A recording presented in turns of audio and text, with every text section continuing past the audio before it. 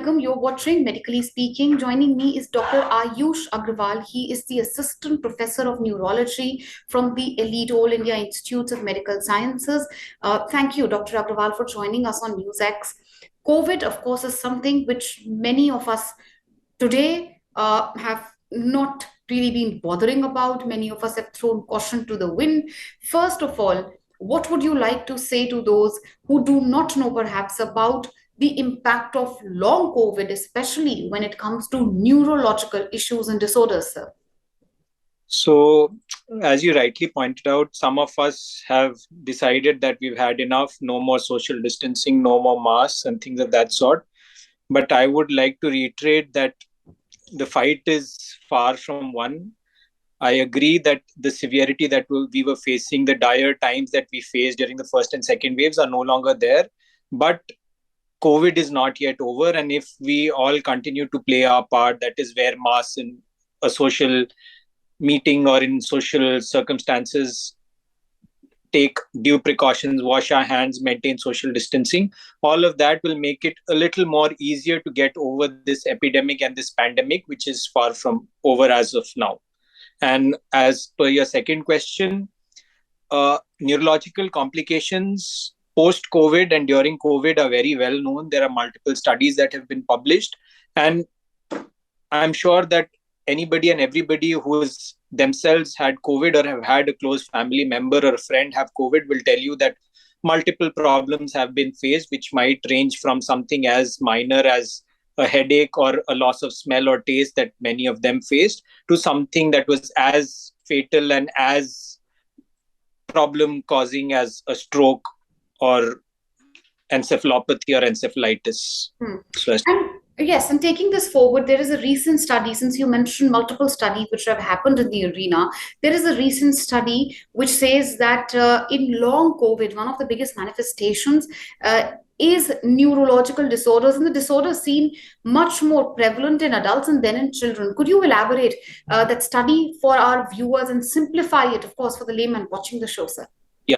So long COVID is COVID is a viral infection. So viral infections per se are acute. Acute meaning you have the infection, you have that infection and its symptoms for a few days. And then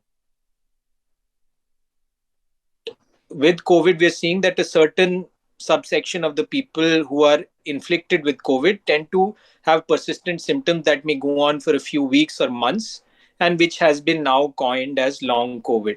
So initially people thought that it's just malaise or lethargy that is continuing after the viral infection has gone away. But that is not true. Sometimes the COVID virus will keep on replicating in levels that are not as huge to cause major manifestations, but still not gone altogether, because of which people have continuous manifestations.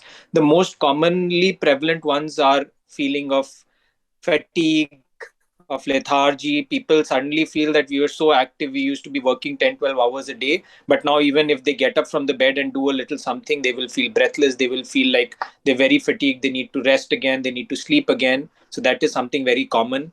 Another common part of it is the loss of smell and taste. When the manifestation is acute, it might be gone completely, so we realize that okay, there is no smell, there is no taste. But in long COVID, it might be reduced to a certain extent, which may or may not be picked up by the patient who's got long COVID. Right. Similarly, people also complain of persistent headaches. People also complain of memory lapses, that initially once they heard something, they would remember it. But now, since they've had COVID, they feel that they've become very forgetful. Their attention span has gone down. And all of these are common manifestations of long COVID, as you spoke about. Right. And, what would you like to tell the viewers watching the show on symptoms they need to watch out for, perhaps weeks or months after they have recovered? So symptoms that are there after weeks to months of COVID may not be related to COVID, so as to speak, but anything that is causing them distress should always be addressed by the proper doctor. Like if you're having something related to the brain, you feel that you've got memory problems, you have headache, you have loss of smell, you're having seizures, you're becoming forgetful, all of those things, please visit a neurologist. If you feel that you're breathless, you're having persistent cough, please meet a general physician or a pulmonologist. If you feel that you have breathlessness on exertion, you're having chest pain, please meet a cardiologist, and so on. Whatever symptoms you're having, please meet a doctor who deals with that field.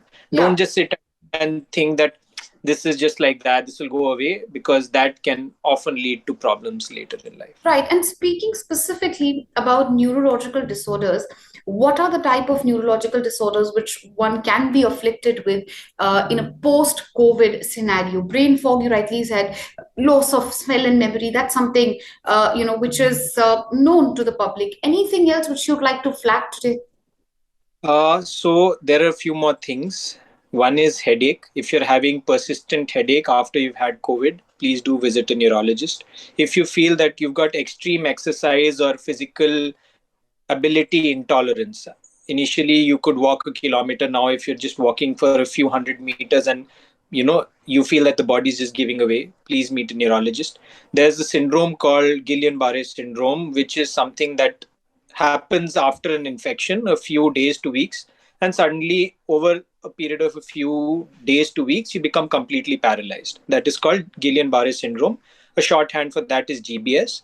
That is known to occur with various bacterial and viral infections, has been known to occur with COVID as well, although an association has not been found. But since it is a viral infection, you might develop GBS post COVID.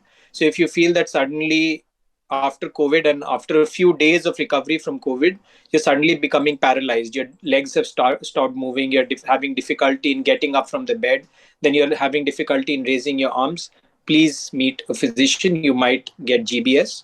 If you feel that, as you mentioned, you're having brain fog, you're having memory problems, please meet a physician. Rarely, encephalitis is also known, that you get COVID and then suddenly after a few days of COVID infection, you lose consciousness. You're not oriented time, place, and person. You're having seizures. So encephalitis can also occur post COVID. So anything related to the brain, the spinal cord, the nerves, or the muscle, any complaint which can be referable to these sites can happen post COVID. And if you have any of those symptoms, please meet a physician. And who would you say is more susceptible to post-COVID neurological disorders? Is it adults? Is it children, male, female? What do studies regarding the same say? So there is no study that has flagged off a particular gender as to like males or females are more susceptible. But as it goes with all disorders, the elderly as well as the extremely young, that is children and somebody is over the age of 60, 65, tend to have more complications with all infections. The same is true for COVID as well. But otherwise, the other population that is more prevalent to have these complications are people who have other disorders along with COVID. Somebody who's got a chronic kidney disease, somebody who's got a chronic liver disease. Pregnant women might have more complications. So anybody who's got an underlying thing that may predispose to complications are more predisposed to develop them.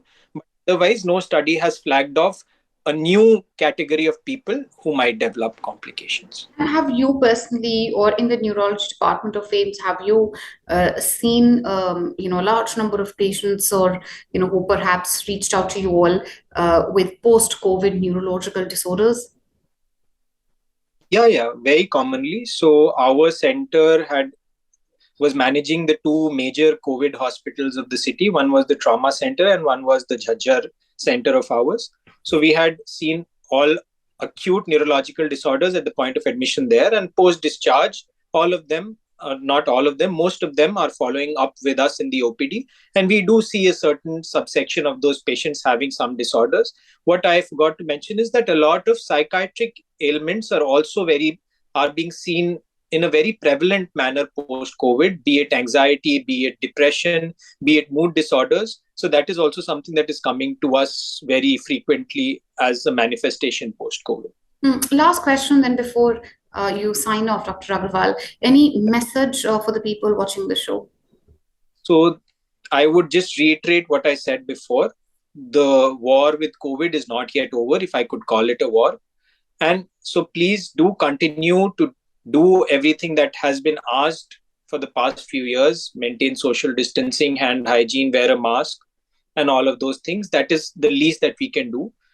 God forbid, if you develop COVID or any of the post-COVID manifestations that have been spoken about here, or something that you read in the newspaper, watch on television, or somebody known to you tells you, please don't take it lightly. Please visit a physician and speak to them about it. It might be something very trivial, but it will allay your anxiety nonetheless. And if it is something that needs medical management, it will be catered to and you'd be treated and you'd live a better and a healthier life.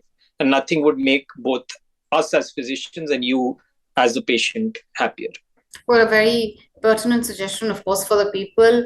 Caution, end of the day, is key. COVID not yet over. Follow social protocols. At the same time, if you have any of these manifestations, symptoms, which we have discussed in the last 15-20 minutes or so, do visit a physician or neurologist rather at the earliest. For now, thank you, sir, for joining us on NewsX.